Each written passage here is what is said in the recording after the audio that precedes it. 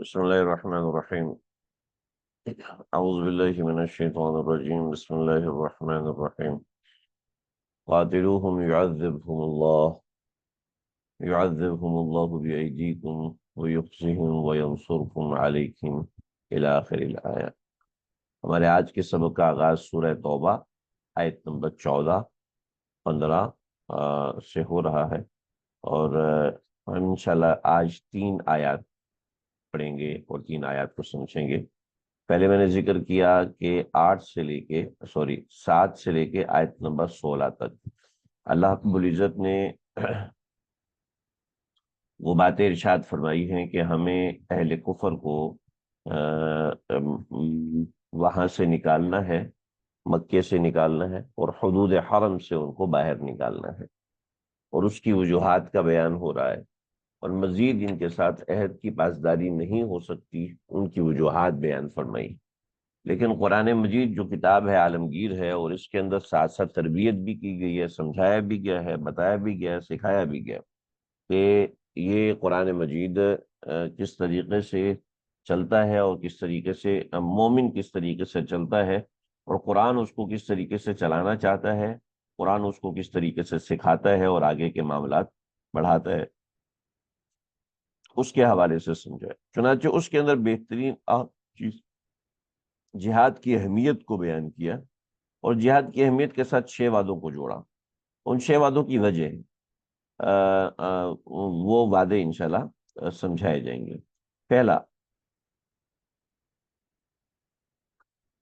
قاتلوہم، آپ ان سے قتال کیجئے، اے مومنو آپ ان سے قتال کیجئے، یعذبہم اللہ بِأَیْدِیکُم، اللہ تمہارے ہاتھوں سے ان کو عذاب دے گا، اللہ تمہارے ہاتھوں سے ان کو عذاب دے گا۔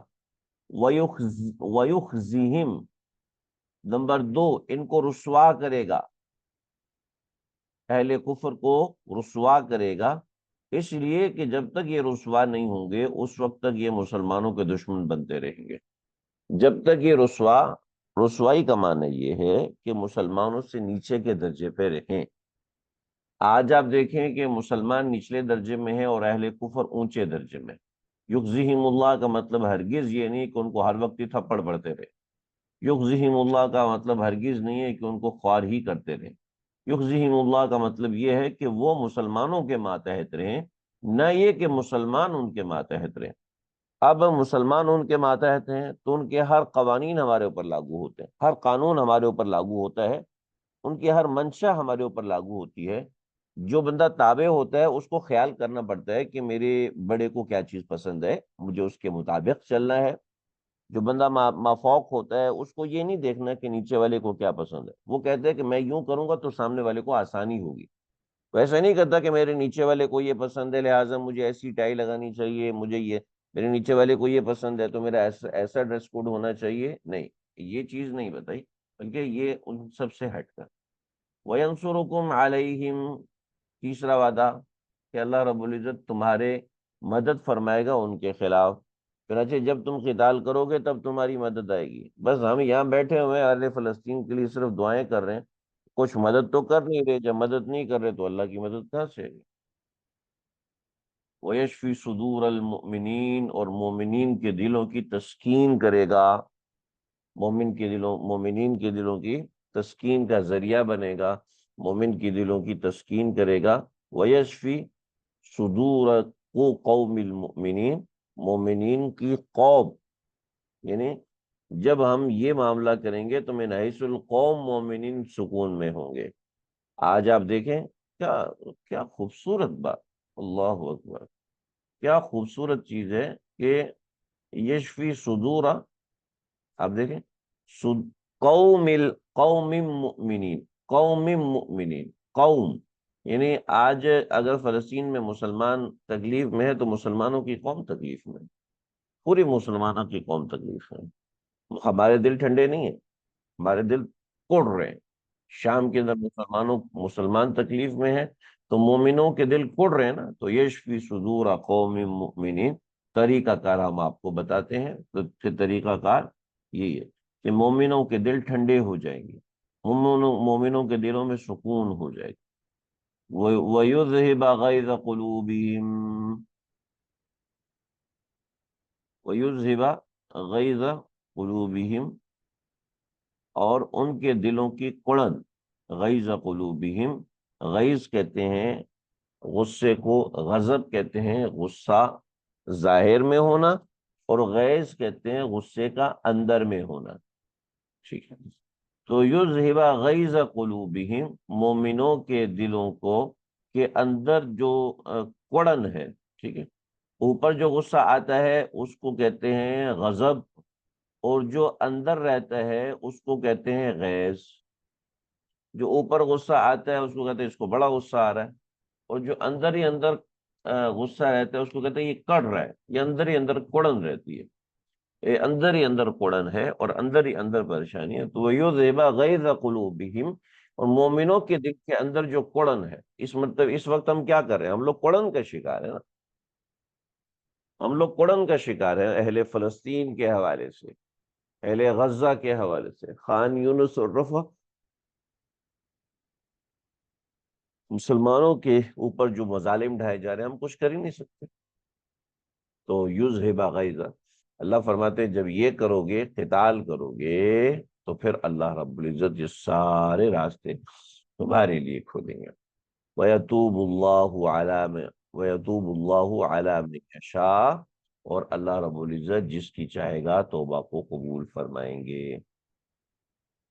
ٹھیک ہے، اللہ رب العزت توبہ کو قبول فرمائیں۔ واللہ علیم حکیم، اللہ تعالیٰ خوب جاننے والے اور بڑی حکمت والے ہیں، بڑی حکمت والے، لا الہ الا اللہ۔ تو علم کے ساتھ حکمت جڑی ہوئی ہو تو پھر کوئی بھی بات بیکار نہیں ہوتی۔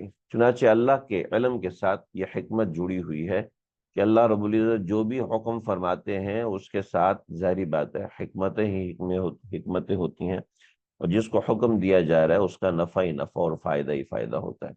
قاتلوہم، قتال کرو، یعذبہم اللہ بایدیکم، پہلا وعدہ اللہ تمہارے ہاتھوں سے ان کو عذاب دے گا۔ نمبر دوسرا وعدہ وَيُخْزِهِمْ، اور ان کو رسوا کرے گا، یعنی یہ ماتحت ہوں گے تمہارے۔ اور نمبر تین، جب تم یہ کرو گے تو پھر وَيَنْصُرْكُمْ عَلَيْهِمْ، اللہ ان کے خلاف تمہاری مدد کرے گا۔ نمبر چار وَيَشْفِ صُدُورَ قوم مؤمنین، مومنین کے دلوں کو ٹھنڈا کرے گا، اور وَيُذْهِبَ غَيْظَ قُلُوبِهِمْ، ان کے غیظ کو معاف کرے گا، وَيَتُوبُ اللَّهُ عَلَىٰ مَن يَشَاءُ، اور جس کو چاہے گا اللہ معاف فرما دیں گے۔ چنانچہ یہ ساری چیزیں جب جہاد کی برکت سامنے آتی ہیں،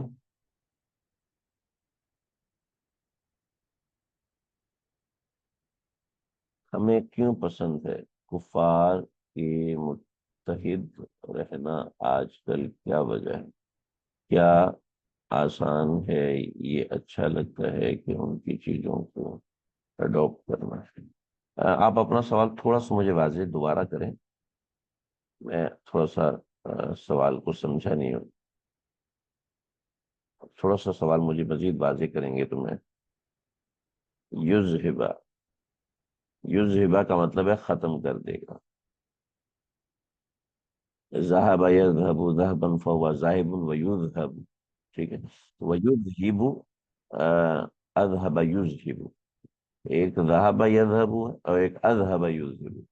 اذہب یذہب کا مطلب ہے ختم کر دینا، یہ ذہبہ کہ جسے ختم کر دینا ذہبہ سے ہے، تو اذہب یذہب یہ افعال سے ہے، تو اس کا مطلب ہے ختم کر دے گا، تو وہ یذہب، تو اللہ رب العزت ختم کر دیں گے، تو یذہب کا یہ مطلب۔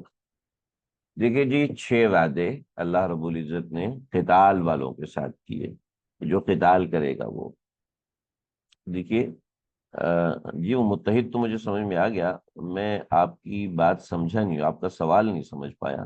آپ سوال تھوڑا مجھے ڈیٹیل میں کریں کہ ہماری کیوں پسند ہے کہ کفار کے متحد رہنا آج کی کیا وجہ ہے؟ میں سمجھے نہیں، سوال نہیں میں سمجھ پایا کہ آپ کیا پوچھنا کیا چاہ رہے ہیں۔ دیکھیں یہاں پر کیا ہے، آپ دیکھیں افغانستان ہمارے سامنے منہ بولتی مثال ہے، کہ یعذبہم اللہ بایدیکم، اللہ نے متحد کفار کو ان کے ہاتھ سے عذاب دیا، وَيُخْزِهِمْ، اور ان کو رسوا کیا۔ کیسے رسوا کیا؟ یہ لوگ کہہ رہے ہیں ہم ایک ہفتے میں نکل جائیں گے، ایک ماہ میں ہم افغانستان خالی کر دیں گے، تو طالبان الٹیمیٹم دیتے ہیں آپ کے پاس ایک ہفتہ ہے، خالی کر دیں پھر ورنہ خیر نہیں۔ ایک ہفتہ، 1 ویک،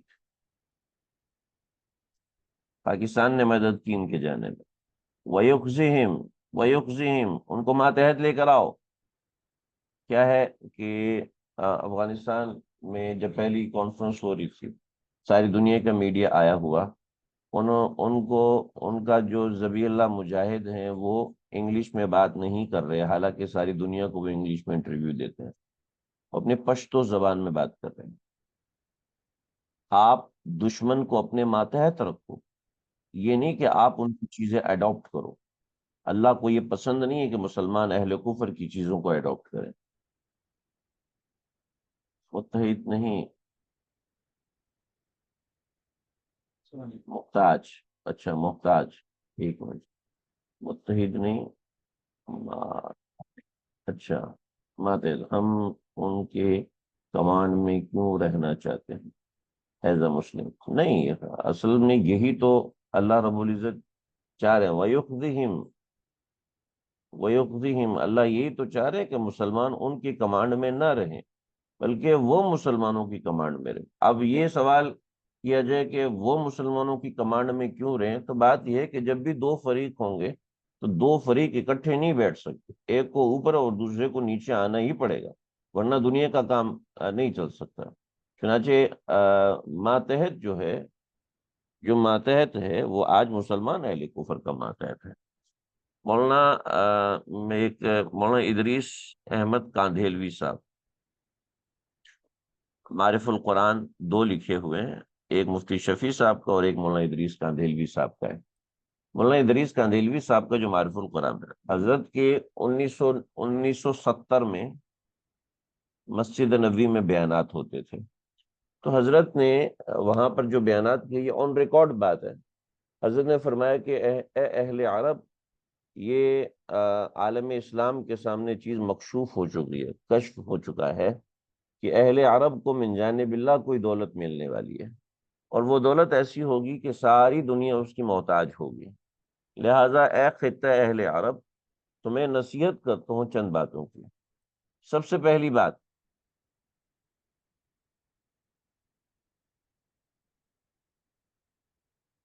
ایک منٹ، ایک منٹ، مجھے ایک منٹ دیجیے۔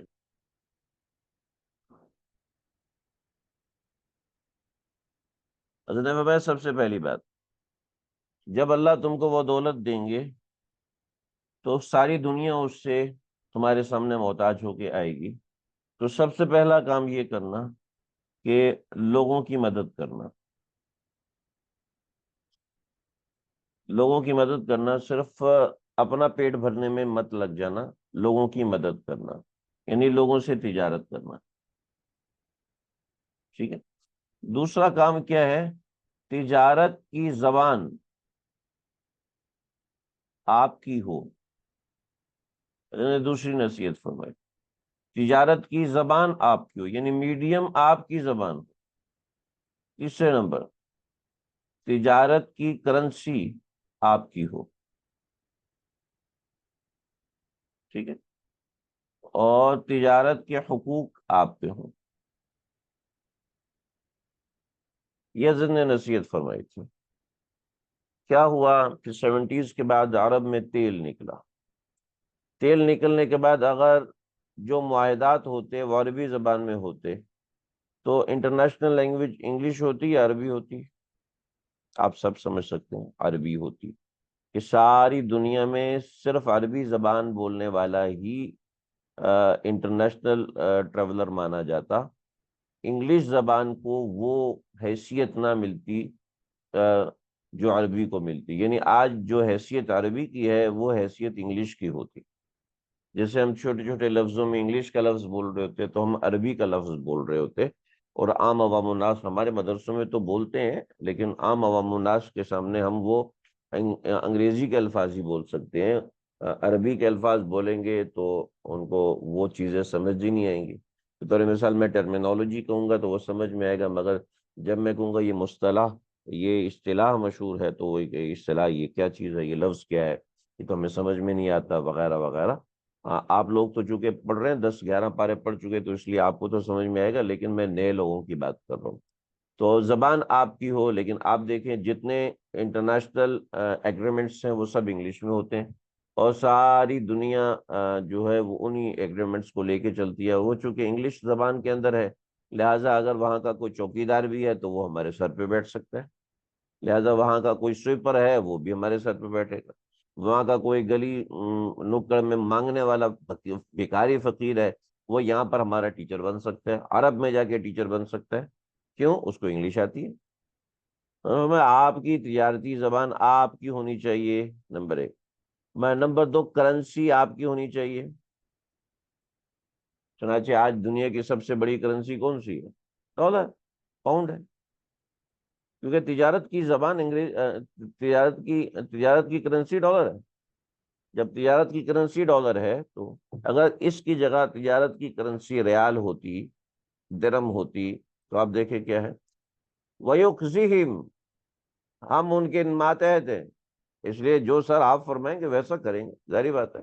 اس سے آگے پیچھے تو ہم ہو نہیں سکتے، کیونکہ تجارتی زبان ان کی ہے. جب تجارتی زبان ان کی ہے تو بات واضح ہے، بات یہاں پہ کلیئر ہے. تو یہ دوسری چیز، وَيُخْزِهِمْ، اللہ ان کو رسوا کا مطلب یہ نہیں ہے کہ ان کے کپڑے اتار کے ان کو ننگا کر دیں گے، مطلب یہ ہے کہ ان کو ماتحت رکھیں گے. وَيَنْصُرُكُمْ عَلَيْهِمْ، اچھا گھبرانا نہیں، پریشان نہیں ہونا. ان کے پاس بڑی پاور ہے، ان کے پاس لوگ ہیں، ان کے پاس ٹیکنالوجی ہے، ان کے پاس روبوٹک سسٹم ہے، ان کے پاس اے آئی سسٹم ہے، ان کے پاس جنگ کے مختلف اور نئے طریقے ہیں. وَيَنْصُرُكُمْ عَلَيْهِمْ، ارے تم فکر نہ کرو، ان کی مدد ٹیکنالوجی کرے گی اور تمہاری مدد میں کروں گا. چنانچہ بار بار اللہ رب العزت، واٹس ایپ کریش ہو گیا، فیس بک کریش ہو گیا، جناب 15 گھنٹے 16 گھنٹے بند رہا، دکھا دیا نا کہ اللہ سب کر سکتے ہیں. اتنی بڑی ٹیکنالوجی، اتنی بڑی ٹیکنالوجی، لیکن کیا ہے، 9/11 کروا کے دکھایا. ہاں ہاں، دیکھو دیکھو کیا معاملہ. وَيَشْفِ صُدُورَ قَوْمٍ مُؤْمِنِينَ، اور ایسا نہیں ہے کہ واجبی سا ہوگا، بلکہ تسلی سے، بڑی تسلی سے دل ٹھنڈے کرائیں گے اللہ تمہارے، دل ٹھنڈے کرائیں گے. تم نے کیا کرنا ہے، بس تم نے یہ کرنا ہے. کتنی بڑی عام چیز ہے. اور جیسے ہی نام لیا جائے تو دہشت گرد، جیسے ہی نام لیا جائے تو جناب ظالم قوم، جیسے ہی نام لیا جائے تو ایکسٹریمسٹ، جیسے ہی نام لیا جائے تو ٹیررسٹ.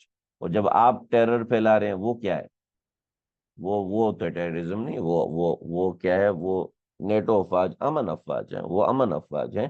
چاہے وہ جتنوں کا گلا کاٹیں، چاہے وہ چھوٹے چھوٹے بچوں کو ذبح کر دیں، چاہے وہ محلوں چاہے وہ شہر کے شہر نیست و نابود کر دیں، چاہے وہ ہائیڈروجن بم استعمال کریں، نہیں، وہ تو امن افواج ہیں اور یہ ٹیررسٹ ہے. ایسی صدور قوم، اللہ تمہارے دل کو تسلی بھی دے گا. اور اس کی تو آپ بات ہی نہ کریں نا، وَيَشْفِ صُدُورَ قَوْمٍ مُؤْمِنِينَ، کہ مومنوں کے دلوں کی تسلی کیسے ہوتی ہے، اس کو تو میں تو بیان بھی نہیں کر سکتا ہوں. نمبر 1، نہ میں سمجھا سکتا ہوں، نہ میں سمجھ سکتا ہوں، نہ آپ سمجھ سکتے ہیں کہ ان کے کلیجوں کو کتنی ٹھنڈک ملتی ہے، اور یہ کتنے پرسکون ہوتے ہیں کہ جس کی میں آپ کو یہاں مثال بھی نہیں، 2-4 مثالیں میرے سامنے، میں وہ مثال بھی نہیں دے سکتا کہ صبح اٹھنے کے ساتھ ہی چہروں پہ جو مسکراہٹ، اور وہ ناقابل بیان ہے. یعنی میں نے ان کے چہروں پہ دیکھی ہے، باوجود اس کے کہ 10-12 سال گزر چکے تھے، میں نے ان کے چہروں پہ وہ سکون دیکھا ہے، چہروں پہ جو تسلی دیکھی ہے.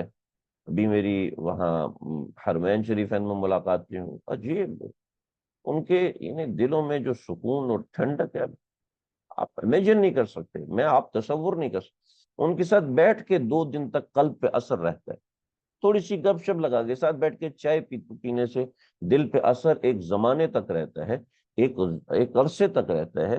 یشفی صدورہ کو، ان کے اپنے دلوں میں کتنا سکون ہوگا. وَيُذْهِبَ غَيْظَ قُلُوبِهِمْ، اور اللہ ان کے دلوں کا غیظ وہ بھی اللہ ختم فرما دیں گے. وَيَتُوبُ اللَّهُ، اور اللہ توبہ کو قبول فرمائیں گے۔ علامہ شہباز مفسرین نے کہا ہے کہ اس سے مراد حضرت ابو سفیان، حضرت اکرمہ اور کچھ ایسے۔ نہیں، میں جتنا کر سکتا تھا میں نے کر دیا۔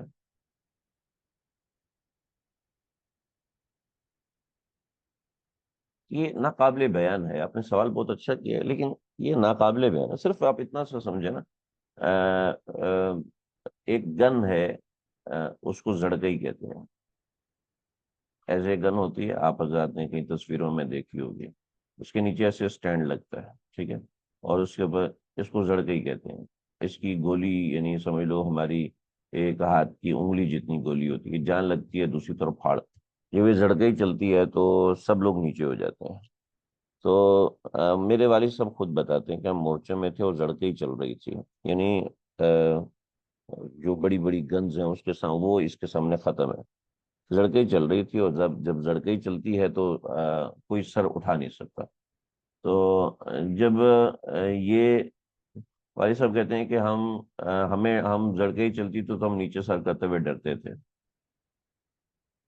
بھئی ایک گولی کی آواز آتی ہے نا تو پیشاب تیز ہو جاتا ہے، اور چلنے کی زڑکیں چل رہی ہے، اور ڈوس ڈوس ڈوس ڈوس، یعنی مورچے پہ ساتھ لیٹا ہوا دوسرا فوجی، اس کی آواز نہیں آ رہی ہوتی، وہ اتنی خطرناک، یعنی وہ چل رہی ہے 500 600 فٹ کے فاصلے پر، لیکن کچھ وہ جان لگتی ہے وہاں، ایسا لگتا ہے جس سے بم پھٹا ہے۔ لگا ہم سر نیچے کرتے ہوئے ڈرتے تھے، تو کیوں ڈرتے تھے کہ نیچے سر کریں گے تو سو جائیں گے، آپ سمجھ رہے ہیں؟ نیچے سر کریں گے تو سو جائیں گے، نیند آ جائے گی، سامنے وہ گن چل رہی ہے کہ اگر ہلکا سا سر اٹھا لیا تو گیا آدمی، جان سے گیا، اتنا سکون۔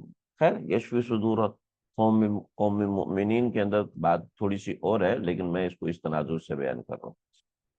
لا الہ الا اللہ۔ یہ مسلمان ریاضیدان، سیاستدان سب سے آگے تھے، لیکن ایک فتویٰ نے سب کچھ بدل دیا کہ علم جائز نہیں، علم صرف اللہ کی ذات ہے۔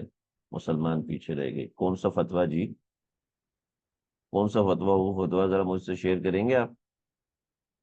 یہ فتوے کے دشمن جو سوشل میڈیا پہ بیٹھے ہیں نا، وہ فتووں کو اس طرح بدنام کرتے ہیں، اور ہم لوگ ان کی باتوں پہ اعتبار بھی کر لیتے ہیں۔ ہم جیسا سادہ بندہ کوئی ہے ہی نہیں، ہم جیسا سادہ سیدھا آدمی کوئی ہے ہی نہیں جو ایسے سوشل میڈیا پہ بیٹھے ہوئے جھوٹے قسم کے اسکالرس کی باتوں پہ بھروسہ کرتے ہیں، اور بھروسہ کر کے مان لیتے ہیں جناب برباد کرنے والے یہ مولوی ہیں، برباد کرنے والے یہ مولوی حضرات ہیں، اور ان کے علاوہ اور کوئی نہیں ہے، اور وہ باتیں ایسی کرتے ہیں بے تکی۔ آپ ذرا مجھے بتا سکتے ہیں وہ کون سا فتویٰ ہے کہ یہ علم جائز نہیں ہے؟ کس نے کہا یہ علم جائز نہیں ہے؟ کس نے کہا یہ علم جائز نہیں؟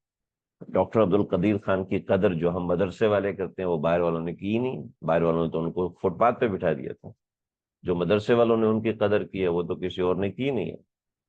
اور ڈاکٹر عبد القدیر خان کو قائل کرنے والے اور یہ لے کے آنے والے، بھٹو کو اکسانے والے کون تھے؟ مفتی محمود صاحب تھے۔ علم جائز نہیں ہے تو پھر کیسے؟ یہ علم اگر جائز نہیں ہے تو ہمارے بچے ڈاکٹر کیوں بنتے ہیں؟ علم جائز نہیں ہے تو ہم لگاتے نہیں ڈاکٹری۔ ہم تو یہ کہتے ہیں انٹرسٹ لیول کی کا سسٹم پڑھو، میں خود پڑھا ہوں، میں نے خود ایم بی اے کیا، میں نے خود پڑھا ہے۔ اگر یہ علم جائز ہی نہیں ہے تو پھر ہمارے مدرسے والے اس کو پڑھنے پڑھانے کی ترغیب کیوں دیتے ہیں، اور مختلف قسم کے سیشنز کیوں کرتے ہیں، اساتذہ کو کیوں بلاتے ہیں اگر یہ علم جائز نہیں ہے تو؟ سوشل میڈیا پہ جس کے منہ میں جو آئے وہ بکواس کرتے ہیں، اور ہم مسلمان اس پہ یقین بھی کر بیٹھتے ہیں اور سمجھتے ہیں۔ تو مسلمان ریاضی دان، سائنسدان یہ سب مدرسوں میں پڑھا کرتے تھے نا، یہ تو بعد میں دارالعلوم دیوبند کی مجبوری بنی ہے کہ یہ والا دین تو، یہ والا مسئلہ تو ختم ہی کر دیا تھا، یعنی انہوں نے اس دونوں ایجوکیشنز کے اندر فرق کر دیا۔ تو ظاہری بات ہے ایک ایجوکیشن کو پڑھانے کے لیے کچھ نہ کچھ سسٹم تو بنانا پڑے گا نا۔ نہیں، اب جناب اب کہتے ہیں جی مدرسے والے ڈاکٹر نہیں بناتے، تو آپ کون سا علماء بناتے ہیں؟ کالج یونیورسٹی والے کون سے علماء بناتے ہیں؟ تو یہ ہے۔ لا الہ میں سمجھا نہیں، الغزل ٹائم کا کیا مطلب ہے؟ الغزل ٹائم، خیر ایسا کوئی فتویٰ نہیں ہے، اور اگر کسی نے فتویٰ دیا بھی ہے تو ظاہری بات ہے وہ جیسے عجیب عجیب قسم کے پروگرامز آتے ہیں جس میں ایسے لوگ بیٹھے ہوتے ہیں جو کہ علماء کو بدنام کرنے کی پوری کوشش کرتے ہیں، ان کے لیے ایک کاغذ کے اوپر لکھ کے مہر لگا دینے میں کون سا مشکل کام ہے؟ کون سا فتویٰ ہے؟ کوئی دارالعلوم کراچی نے فتویٰ دیا؟ ہمارے معتبر علماء نے فتویٰ دیا؟ کس نے فتویٰ دیا؟ مولانا شمس الحق صاحب رحمۃ اللہ تعالی علیہ، ان کو کسی نے کہا کہ آپ ایسا کریں کہ چیک کریں کہ اہل مدارس کو کیسے قابو کیا جائے۔ انہوں نے کہا اہل مدارس کو پیسے دینا شروع کر دیے جائیں، ان کو سرکاری بنانا شروع کر دو تو وہ قابو آ جائیں گے۔ لیکن یاد رکھنا پاکستان میں یہ چیز نہیں چلے گی، پاکستان میں یہ چیز ہرگز نہیں چل سکتی۔ اس کی وجہ یہی ہے کہ پاکستان کے اندر کوئی اگر صحیح عالم وہ درخت کے نیچے بیٹھ گیا تو لوگ ایسا ہوگا۔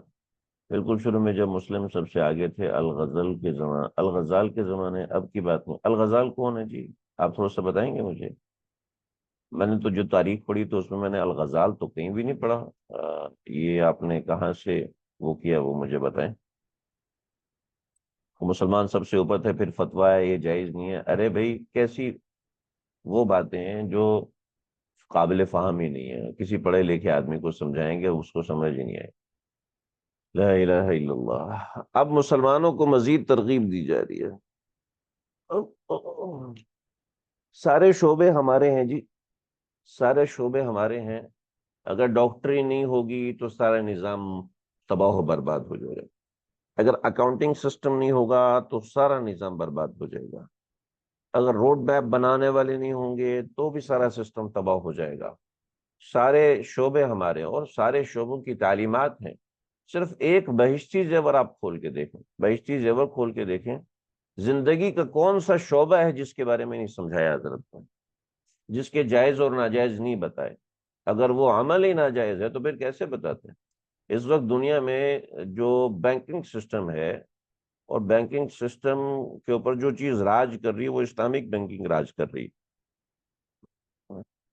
جب بینکنگ ہی آرام ہے تو اسلامک بینکنگ کیسے راج کر رہی ہے؟ ارے پھر سمجھیں تو صحیح بات کو۔ محض سوشل میڈیا اور یوٹیوب اور اس قسم کے لوگ بیٹھے ہوئے ہیں، وہ انہوں نے اس طریقے کی باتیں، بطور مثال ایک ساحل ادیم صاحب ہیں، ایک انجینئر مرزا صاحب ہیں، وہ اپنی طرف سے خود ہی گھڑ کے چیزیں، کیونکہ انہوں نے ثابت وابت تو کچھ کرنا نہیں، نہ کسی عالم کے سامنے آ کے بیٹھنا ہے، نہ وہ زندگی میں کبھی کسی عالم کے سامنے جا کے بیٹھے ہیں۔ اپنی طرف سے حدیثیں گھڑتے ہیں، اپنی طرف سے حدیثیں بناتے ہیں۔ من کذب علی متعمدا فلیتبوأ مقعدہ من النار، اپنی طرف سے۔ اور مزے کی بات وہ چیزیں بتاتے ہیں جن میں اختلاف ہے، جو اتفاقی چیزیں وہ کبھی نہیں بتائیں گے۔ جو چیزیں اختلافی ہیں اس کو لے کے جائیں گے، اختلاف تو بہت سارے ہیں، اور آپ کنفیوز ہو جائیں گے، بھئی یہ بخاری میں تو واقعی یہ لکھا ہے۔ ارے بخاری میں اور بھی آگے بہت کچھ لکھا ہوا ہے۔ بخاری میں تو یہ بھی لکھا ہے کہ فلاں صاحب تھے وہ کوئی نماز بھی نہیں پڑھتے تھے، اللہ کے نبی نے کہا بس یہ دو نمازیں پڑھ لیے کرو، پھر آپ کیا کہیں گے؟ یہ دو نمازیں فرض ہوں گی، اور آگے دیکھیے گا یہ لوگ آپ کو یہ بھی کریں گے، کہیں گے بس دو نمازیں ہی ہیں، شیعوں کی طرح دو وقت میں نماز پڑھ لو بس اتنا کافی ہے۔ پھر آگے چل کے قادیانیت پہ لے کر آئیں گے، آگے چل کے وہ ان سب چیزوں کا انکار کریں گے۔ ارے بھائی ڈاکٹری میں اختلافی چیزیں نہیں ہیں، انجینئرنگ میں اختلافی چیزیں نہیں ہیں، دنیا کے کون سا شعبہ ہے جس میں اختلافی چیزیں نہیں ہیں؟ جہاں جہاں ان کو موقع ملتا ہے کہ کسی طریقے سے قوم کو بھڑکائیں وہ بس ایسا کرتے ہیں۔ ام حسبتم، ارے بھائی سمجھو سمجھو، ان تترکو، دیکھو یہ جہاد ضروری ہے تمہارے لیے، یہ جہاد ضروری ہے، دفاع ضروری ہے، ڈیفینسو لیول پہ آنا، آپ کا ڈیفینس کا تیار ہونا یہ انتہائی ضروری ہے۔ ام حسبتم، کیا تم یہ گمان کرتے ہو، ان تترکو کہ تم ایسے ہی چھوڑ دیے جاؤ گے؟ وَلَمَّا يَعْلَمِ اللَّهُ الَّذِينَ جَاهَدُوا، اور اللہ نے ظاہر نہیں کیا، یہ عالم کا ترجمہ یہاں ظاہر کرنے سے، وَلَمَّا يَعْلَمِ اللَّهُ الَّذِينَ، اللہ نے ظاہر نہیں کیا ان لوگوں کو، جَاهَدُوا مِنْكُمْ، جو تم میں سے جہاد کریں، وَلَمْ يَتَّخِذُوا مِن دُونِ اللَّهِ، اور انہوں نے نہیں بنایا اللہ کے علاوہ، وَلَا الرَّسُولِ وَلَا الْمُؤْمِنِينَ وَلِيجَةً، اور انہوں نے ابھی تک مومنین کو اپنا گہرا دوست نہیں بنایا۔ ولیجہ کے اندر باتیں میں بتاتا ہوں، اللہ خبیر بما تعملون، تم جو کرتے ہو اللہ تعالیٰ اس کو خوب خوب جانتے ہیں۔ یہ آپ نے سوال کیا، مجھے آپ ان باکس کیجئے گا کہ آپ کو یہ کس نے بتایا کہ الغزال آئے اور انہوں نے یہ کیا انہوں نے وہ کیا۔ میں نے پوری تاریخ دیکھی ہے اور بارہا دیکھی ہے، بارہا پڑھی ہے۔ یہ الغزال یہ کس نے نیا نکالا؟ یہ سوشل میڈیا پہ آنے والے جو یہ اسکالر ہوتے ہیں، یہ انہی کی کوئی اختراع ہے یا کیا ہے؟ میں اس کو دیکھوں گا کیونکہ مجھے بہرحال اس کے حوالے سے نہیں پتا۔ الغزال ہم تو عمر خیام کو جانتے ہیں، اور الغزال اگر ایک الغزال सकता है? मुझे बताइएगा, मुझे नहीं मालूम कि अच्छा सिर्फ अलगजाल को फतवा दिया तो उसने सारा मैथमेटिक और ये सब चीज़ ख़त्म कर दी, फिर अंग्रेज ऊपर आ गए। ऐसी अजीब बात है, अजीब बातें हैं, यानी वो बातें जो कॉन्सेप्ट में आ ही नहीं सकती। और हमारे मुसलमान सिर्फ इसलिए उसको लेते हैं कि उनके दिल में शुरू से एक अजीब सी कंफ्यूजन चल रही होती है, तो कहते हैं शायद ये कंफ्यूजिंग बात हमारी इस कंफ्यूजन को खत्म कर दे, शायद माइनस प्लस हो जाए, तो शायद ऐसा हो जाए। ऐसा नहीं है। और मुझे समझ में नहीं आ रही कि इस सवाल का यहाँ रबط कैसे था। और मुझे आपका सवाल वाज़ेह नहीं हुआ, मुझे आप इनबॉक्स कीजिएगा, अलग से बताइएगा ये अलगजाल क्या है, इसकी कहानी क्या है, वो भी बताइएगा। मैं अपने तौर पे देखूंगा, बट ये आपको कहाँ से पता चला और किसने ये कहा, ये भी जरा बताइएगा। हम हसिब तुम अंतुतरकू, क्या तुम ये समझते हो कि तुम्हें तुम्हें छोड़ दिया जाएगा? वलम्मा, और हाल ये है कि लम्मा, अभी तक अल्लाह ने जाहिर नहीं किया, या आलमिल्लाहु, अल्लाह ने इस बात को जाहिर नहीं किया कि अल्लज़ीना जाहदू मिनकुम, के वो लोग हैं जो तुम्हें जिहाद करते हैं, कि कौन लोग हैं जो तुम्हें जिहाद करते हैं। वलम यत्तखिज़ मिन दूनिल्लाहि वला रसूलिही वलल मुमिनीना वलीजा, और उन्होंने मोमिन को वलीजा कहते हैं राजदार को, खास दोस्त, ठीक है, और अहम दोस्त, काबिल एतबार, काबिल भरोसा, आंखें बंद करके जिस पर किया जा सके, आंखें बंद करके जिस पर भरोसा किया जा सके, वलीजा ऐसे शख्स को कहते हैं। तो जब तक ये अल्लाह, रसूल और मोमिनीन को ऐसा ना बना लें या जिहाद ना करें, उस वक्त तक अल्लाह ताला छोड़ेंगे नहीं। चुनाचे चुनाचे याद रखिएगा, अल्लाह रब्बुल इज्जत, देखें, किसी का आइडियोलॉजी आइडियोलॉजी वो होती है कि वो दीनदार लोगों को पसंद करता है, ये आइडियोलॉजी है। और किसी की आइडियोलॉजी होती है कि वो किसी मौसीकार को पसंद करता है, ठीक है। किसी की आइडियोलॉजी होती है वो किसी एजुकेशनिस्ट को पसंद करता है, ठीक है। किसी की आइडियोलॉजी कुछ होती है। अल्लाह कहते हैं वलम यत्तखिज़ु मिन दुनिल्लाहि वला रसूलिही वलल मुमिनीना वलीजा, इसमें ये चीज मुराद है कि अहले दीन की आइडियोलॉजी उसके मिजाज के अंदर आना शुरू हो जाए। बहुत से लोग ऐसे हैं जो तौबा कर लेते हैं, दीन की तरफ आ जाते हैं, मगर उनकी आइडियोलॉजी नहीं बदलती।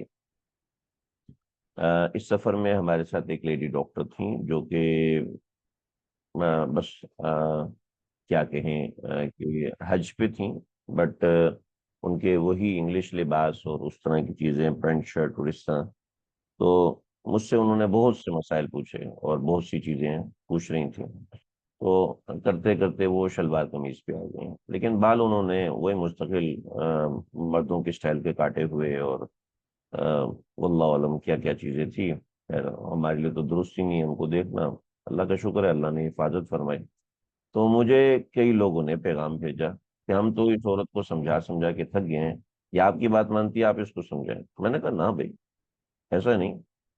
उन्होंने आखिरी दिन जब मदीना शरीफ पहुंचे तो आई अपने शोहर के साथ बैठ के रोना शुरू कर दिया। तो ये मैंने उनसे कहा कि देखें, तरीकाकार ये है, जो भी लोग आपको नसीहत कर रहे हैं, डांट रहे हैं, नाराज हो रहे हैं, तुमने हज कर लिया है, हज का ये है वो है, आप उनको छोड़ें, आप किसी एक को फॉलो करना शुरू करें। मैंने कहा मैं मोहताज जिम्मी साहब और इन इनको सुनती हूँ। मैंने कहा नहीं, आप एक को सुने।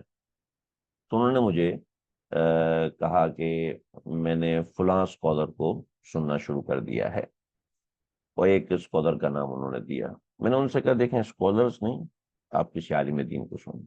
क्या नहीं, मैं उलमा से मेरी ये है वो है फलाना ढिमाका, मैं उलमा की आवाज़ अपने घर में नहीं ऊंचा करना चाहती, वगैरह वगैरह, आपका मामला और है, वगैरह वगैरह। खैर, मैंने कहा जब आप दूसरे उलमा को नहीं सुनते तो मैं कौन सा ऐसा होता कि मैं आपको रेकमेंड करूं। मैंने दो तीन खवातीन के नंबर उनको दिए, लेकिन उन्होंने रब्ता नहीं किया। और फिर उनके शोहर मेरे पास आए, उन्होंने मिले और कहने लगे जी वो मेरी अहलिया मिलना चाहते। मैंने कहा नहीं जी, हज का मामला तो और था, मैं खवातीन से नहीं मिलता होता हूँ, इसलिए माजरत हूँ। तो क्या हुआ, वो اب قرآن کی طرف آئیں، مگر اسی ڈھب پہ آئیں، اور اسی ڈھب پہ آنے کے بعد وہ پہلے سے زیادہ جری ہو گئے، پہلے سے زیادہ جرت سے انہوں نے اللہ کے نبی پہ اعتراضات اشکالات کرنا شروع کیے، پہلے سے زیادہ انہوں نے دین پر اشکالات اعتراضات کرنا شروع کیے۔ خاص طور پہ وہ پاکستان کے ٹرانسجینڈر ایکٹ کے حوالے سے کوئی نمائندہ کی 8 بندوں کی جماعت بنی تھی، تو اس کے اندر بھی وہ کچھ سپرویژن کر رہی تھی، اور بہت سے ان کے عہدے تھے کافی سارے، سرکاری سطح پر بھی نجی سطح پر بھی۔ تو میں نے دیکھا کہ جب آپ قلبی طور پر اہل دین سے دور ہوتے ہیں، آپ کے دل میں قلبی طور پر اہل دین کی وہ محبت اس درجے محبت نہیں ہوتی، تو آپ کبھی بھی دین کی وہ رگ حاصل نہیں کر سکتے جو رگ اللہ رب العزت آپ کو دینا چاہتے ہیں۔ ایک ایسی محبت اہل دین کی، اور صحیح اہل دین کی، ایسا نہیں کہ جو ڈرامے باز ہوتے ہیں، اللہ ہم سب کی میری حفاظت فرمائے، ہم سب کی حفاظت فرمائے۔ کبھی بھی اپنا وجود بھی ایسے ہی لگتا ہے کہ ڈرامے بازی ہے، اور کچھ بھی نہیں ہے، آتا جاتا کچھ ہے نہیں، تھوڑی سی بہت صبح سے لے کے شام تک جو وقت ملتا ہے اس کی کوشش ہوتی ہے۔ بٹ یہ یاد رکھیے، یہ بڑا اہم مقام ہے۔ دو چیزیں، جاہدوا منکم، اور دوسرا ولیجا، جہاد، اور دوسرا اہل دین سے تعلق، اہل دین سے گہرا محبت الفت کا تعلق۔ قلبی جب بھی ہوگی جب فزیکل ملیں گے، وہ ایسے کیوں؟ نہیں، فزیکل ملنا ضروری نہیں ہے، قلبی محبت ہونے کے لیے فزیکل ملنا ضروری نہیں ہے۔ کیا ہم اللہ کے نبی سے فزیکل ملتے ہیں؟ کیا ہم اللہ رب العزت سے فزیکل ملتے ہیں؟ فزیکل نہیں۔ ویسے کرنی آپ سے فزیکل ملے تھے، نجاشی آپ سے فزیکل ملے تھے؟ نہیں، ایسا نہیں۔ آج بھی میں اور آپ، ہم اگر کہا جائے کہ آپ اللہ کے نبی سے کتنی محبت کرتے، ذرا ایک کاغذ پہ لکھیں، چلیں آج آپ یہ کام کر کے دیکھیں، آپ اللہ کے نبی سے کتنی محبت کرتے ہیں، آپ ایک کاغذ کے اوپر اتاریں۔ لیکن کیسے اتاریں؟ ایسے اتاریں کہ آپ کے پاس کوئی نہ ہو، اور آپ صرف اللہ کے نبی کو یاد کریں۔ یاد کرنے کے بعد جب آپ پڑھیں گے تو آپ حیران رہ جائیں گے کہ وہ محبت سے لتھڑے ہوئے الفاظ کیا جان رکھتے ہیں۔ تو ولیجہ اس کو کہتے ہیں۔ تو والذین جاہدوا منکم ولم یتخذوا من دون اللہ ولا رسول ولا المؤمنین، یہ آپ الٹا سوال کریں، ایسے لوگ ہم سے بحث کریں تو ہمیں کیا کرنا چاہیے؟ کچھ بھی نہیں کرنا چاہیے، ایسے لوگوں سے بحث ہی نہیں کرنی، بلا وجہ بحث کرنے سے صرف نقصان ہے، اور بحث کبھی بھی نہیں کرنی چاہیے۔ ہمارا نہ وتیرہ ہے بحث کرنا، نہ ہمارا طریقہ ہے بحث کرنا، بحث سے بچنا چاہیے۔ جو آپ کی بات مانتا ہے ویل اینڈ گڈ، آپ کی بات نہیں مانتا دیٹس اوکے، آپ پوری کوشش کریں اس سے بات میں اس کو کہیں۔ البتہ اللہ سے دعا ضرور مانگیں، ہر بندے کی۔ میں آج بھی ان کے لیے دعا مانگتا ہوں، آج بھی آپ سب لوگوں کے لیے دعا مانگتا ہوں، اور آج بھی جتنے بھی تعلق والے ہیں، سوال کرنے والے ہیں، کسی کا بات کرنا، کسی کا ہدیہ بھیجنا، اور ظاہر بات ہے جن کا تعلق زیادہ ہوتا ہے، جن کا معاملہ زیادہ ہوتا ہے، ملنا جلنا زیادہ ہوتا ہے، کسی کا رابطہ زیادہ ہوتا ہے، کوئی ہدیہ بھیجتا ہے، کوئی تو ظاہر بات ہے ان سے پھر معاملہ بھی اور ہوتا ہے۔ تو ولیجہ پھر اس میں درجات ہوتے ہیں۔ تو ولیجہ کو آپ سمجھ لیں جو کلیجے سے لگا ہوا ہو، یعنی جو دل سے قریب ہو، ولیجہ اس کو کہتے ہیں، رازدار۔ تو ایک نمبر ایک تو وہ جب تک جہاد نہیں کریں گے اللہ کیسے ظاہر کریں گے کہ یہ کیا معاملہ ہے ان کا؟ نمبر دو، جب تک وہ مومنین سے قلبی تعلق گہرا نہ رکھیں گے اس وقت تک اللہ رب العزت ان کو چھوڑیں گے۔ اللہ خبیر بما تعملون، اور جو تم کرتے ہو نا اللہ اس کو خوب اچھے سے جانتے ہیں، خوب اچھے سے جانتے ہیں۔ روایت میں آتا ہے، مظہری کے اندر ہے، حضرت ابن عباس رضی اللہ تعالیٰ عنہ سے حضرت علی نے کسی طریقے سے مخاطبت کی تو ان کو اچھا نہیں لگا، تو انہوں نے کہا ہم اچھے کام بھی کرتے ہیں۔ تو حضرت علی نے فرمایا تمہارے سارے اچھے کام تمہارے کفر کی وجہ سے ایک طرف ہو گئے۔ تو حضرت عباس کہنے لگے نہ، یہ کام تو آپ ایک طرف نہیں کر سکتے۔ تو پھر یہ آیت نازل ہوئی کہ ہم حسبتم ان تترکوا، بھئی ہم تمہیں کیسے مان لیں؟ حضرت عباس مسلمان تھے، تو لیکن چونکہ کفار کے ساتھ آئے ہوئے تھے تو اس وجہ سے تو ان کو قید کیا گیا۔ تو ہم حسبتم ان تترکوا، تو یہ ان کے بارے میں نازل ہوئی کہ تمہیں ایسے کیسے چھوڑ دیا جائے؟ نمبر ایک تو تم مسلمانوں کے ساتھ مل کے جہاد نہیں کرتے بلکہ ان کے خلاف آئے، اور نمبر دو تم مسلمانوں کو دوست نہیں رکھتے، تم تو اہل کفر کو دوست بنا کے بیٹھے ہو، آپ انہی کے ساتھ رہتے۔ تو یہ یہاں پر کیا فرمایا ہے۔ بس یہ 2 آیتیں ہیں. ہمارا سبق آج کا مکمل ہوا. آپ حضرات کو کوئی سوال ہو تو وہ سوال آپ یہاں پہ کر سکتے ہیں. میں 1-2 منٹ انتظار کروں گا. اگر کوئی سوال ایسا ہوا تو میں اس کو جواب بھی ریکارڈ کر دوں گا ساتھ میں، ورنہ سبق یہاں تک. وصلی اللہ تعالی علی خیر محمد وآلہ وصحبہ اجمعین برحمتک یا ارحم الراحمین. ہمارے کل کا سبق انشاءاللہ 8:30 بجے دوبارہ شروع ہو جائے گا. 8:30 بجے ہم شروع کر دیں گے انشاءاللہ. لا الہ الا اللہ نستغفر اللہ ونتوب